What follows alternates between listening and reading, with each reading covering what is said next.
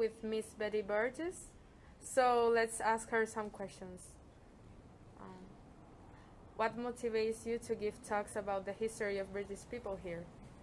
Well, a long time ago, I worked at a firm called Miller's.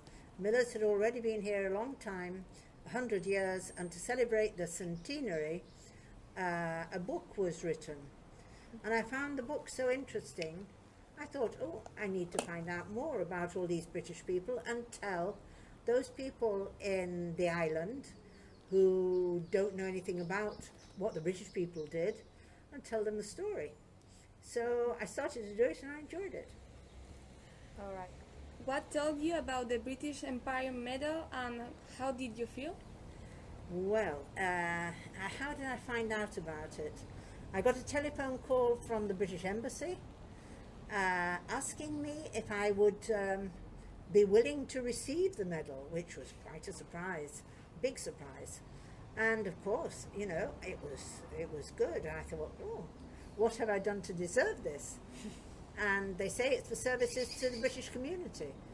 But if I've done anything, I think it's been more to do with Canary Island British relations, because I enjoy the idea of the two being fused together. What was your work in Gran Canaria?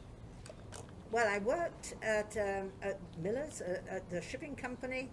It was involved in all sorts of matters concerning shipping. And at one point, I was the only woman among 100 employees of the Compañía Canaria de Remolques. And that was quite fun.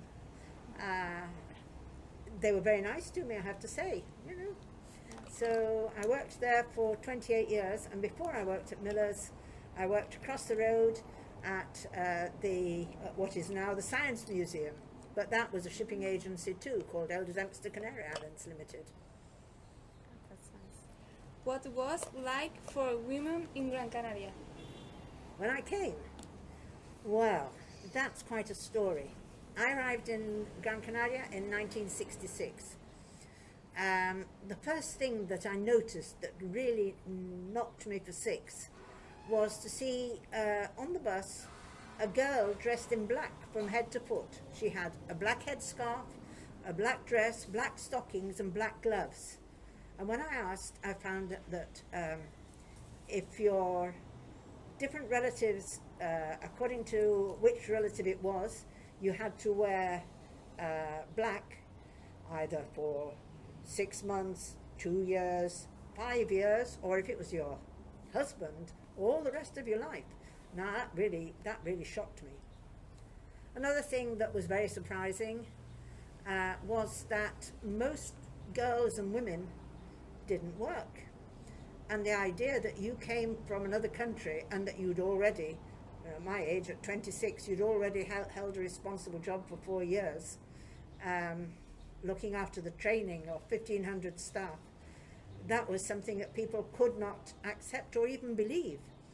So when I went for my first interview, they told me, oh dear, you know, if you've worked in a shop, maybe you won't be able to deal with making out tickets for sea passengers, it's going to be very complicated for you.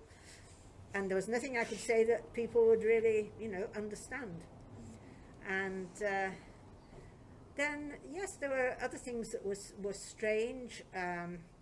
The fact that if you went to buy something, furniture, I was getting married. We went to buy some furniture, and I said, oh, when can you deliver it? And they said, oh, well, is it all right if we come this afternoon? And I was amazed, because in England, to have furniture delivered meant 6 weeks. Actually, things have gone backwards here, because it means 6 weeks now, mostly. What else? Oh, you needed your husband's permission to have a bank account. You needed your husband's permission to travel out of Spain. You needed your husband's permission to work. And if you did work, your husband was entitled to take your wages. None of this ever happened to me. And I never felt any sort of discrimination. But it was certainly an eye-opener. And the other thing I had to do was work in a feminine job, because there were feminine jobs and presumably masculine jobs. Very odd. It has been a pleasure to listen to you and the talks that you have given to us since December. Thank you very much for inviting me. I hope I'll be able to see you another time. Thank you. Bye. Thank you. Bye. Bye-bye.